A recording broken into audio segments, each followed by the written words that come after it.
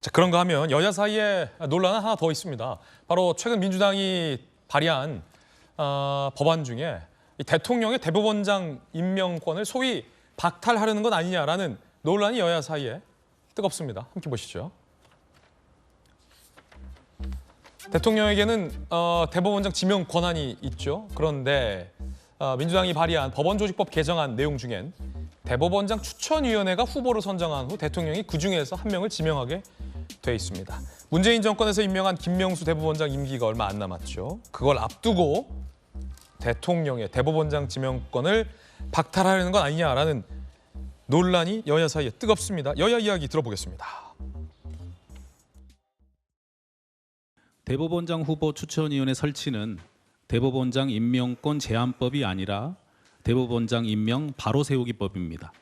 이것은 사실상 대통령의 헌법상 대법원장 임명권을 민주당이 빼앗아서 좌파가 대법원을 비롯한 법원 주요직을 영원히 장악하겠다는 것과 다름없습니다.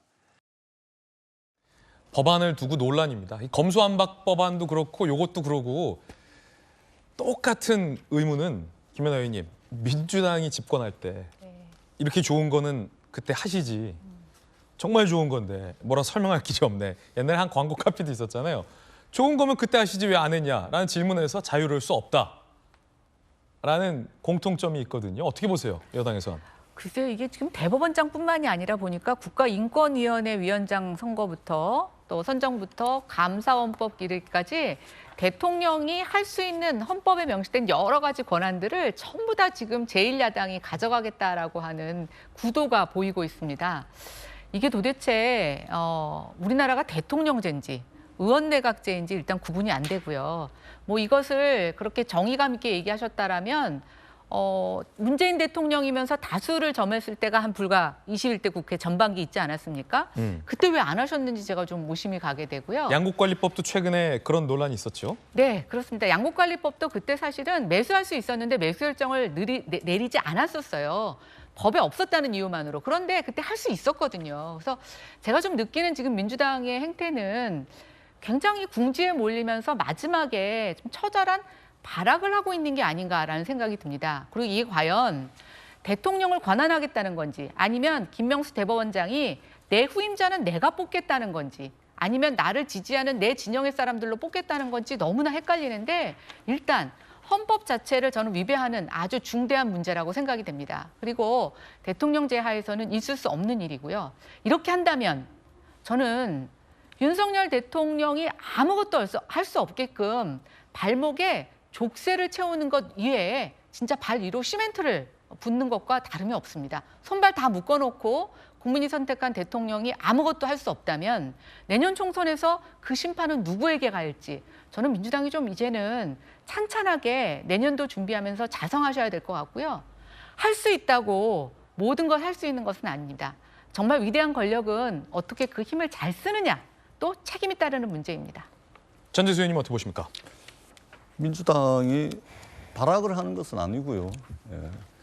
국회와 헌법기관인 국회의원에게 주어진 권한 중에 하나입니다. 다만 이것을 광범위한 국민들의 지지와 동의 속에 추진하냐 안 하냐의 차이는 있을 수 있고 그런 비판은 가능하지만 발악이라는 표현 정도까지는 좀 과하다 이 말씀을 먼저 드리고요. 자, 한번 봅시다. 윤석열 대통령께서 취임하시고 난 뒤에 진실화훼위원장 김광동 위원장인가요? 이분 임명을 했는데 이분은 어떤 분이죠? 5.18 광주 민주화운동에 말하자면 북한군이 침입해가지고 한 거다.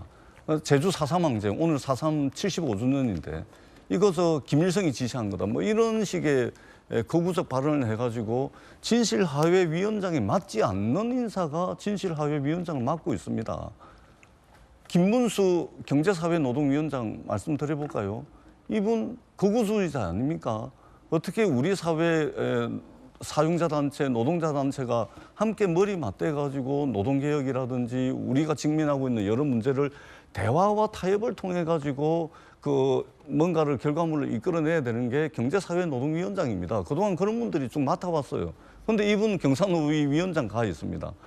그다음에 민주평통 수석부위원장 대통령 친구 앉혀가지고 지금 말하자면 남북관계 통일에 대해서 다양한 의견을 수집을 해가지고 모아가지고 대통령께 조언을 해야 되는데 완전히 그냥 그 쏟아내기 지금 하고 있습니다. 이런 것들을 볼 때 대법원장 누가 앉힐지 윤석열 대통령의 인사권을 보면은 가히 걱정이 되는 것이죠. 그렇기 때문에 대통령이 대법원장을 임명하는 것으로부터 상권 분립의 침해가 되고 있다라는 논쟁은 오래도록 있어 왔습니다. 다만 민주당이 집권했을 때 왜 못했냐라는 비판은 저는 할 수 있다고 생각을 합니다. 그러나 그때 못했다고 지금도 안 해도 된다. 지금 하는 것이 문제다. 이렇게 비판하는 것은 저는 맞지 않다. 이 말씀을 드리는 것이고 이것은 헌법기관인 국회에 부여되어 있는 권한입니다. 이 말씀을 드리겠습니다. 여야 사이의 의견도 전해드렸습니다.